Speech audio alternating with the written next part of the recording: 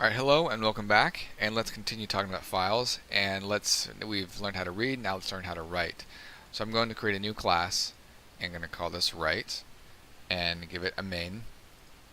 Okay, now the outline is going to be the exact same, right? So first we're going to, step one is define the file that we want to write.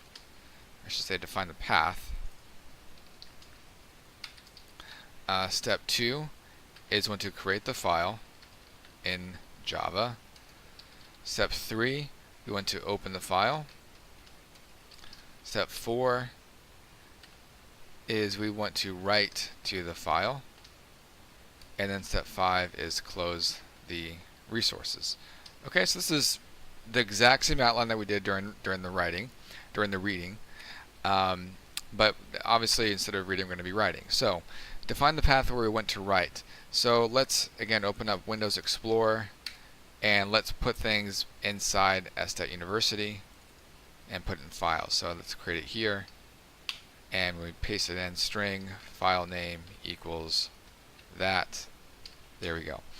Okay, so right now the file doesn't exist. So we want to say let's put it inside a file called file to write.txt.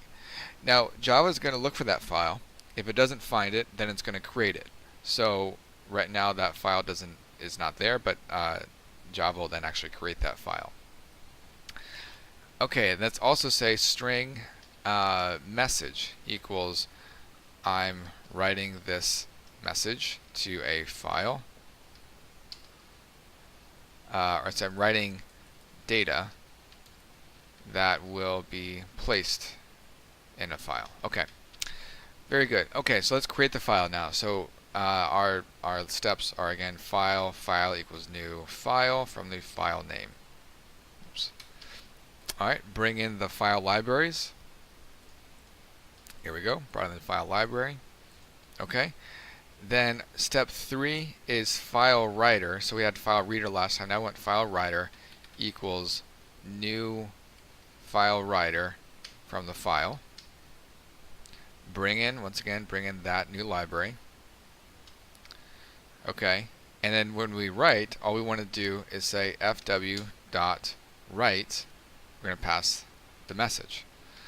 Okay, so just like with reading, we had to handle some exceptions. With writing, we also need to handle some exceptions. So hover over file writer, and what's a possibility is an input-output exceptions. That's very general. So we're going to surround with a try-catch.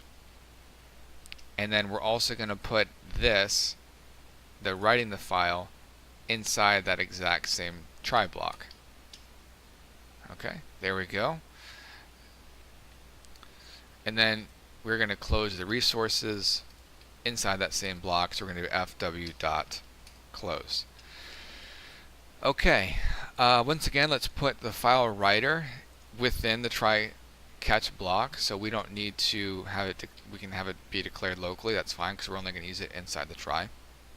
We're opening, doing the work, and closing all within this try block. Now if we notice again, there is not a there's no errors right now. There's no compilation errors. And if we notice in the read, again, we had to handle a file not found exception, but in write we don't need to handle that same exception, because if the file isn't there, then Java will just create a new one for us. So before, if it wasn't there, obviously it's going to crash because it's trying to read from that location. And then here I'm just going to add a general sysout error could not read file. Concatenate the file name. Okay, very good. And now let's just say let's add a finally block if we want to. Don't need to, but we'll say sysout closing the file writer. Okay, now we can run this. Closing the file writer. Okay, very good. So that's all we're seeing as the client. But when we open up Windows Explorer, open up Windows Explorer, go to s.university, files, there we have our files to write, which was generated, and here's our notepad. This is what was placed inside that file to write file. Okay, so we got everything working. We saw how to read a file, we saw how to write a file. From here on, we can expand this in all kinds of ways, but for now let's be familiar with at least writing data to a file, and I'll add some more videos as we go along.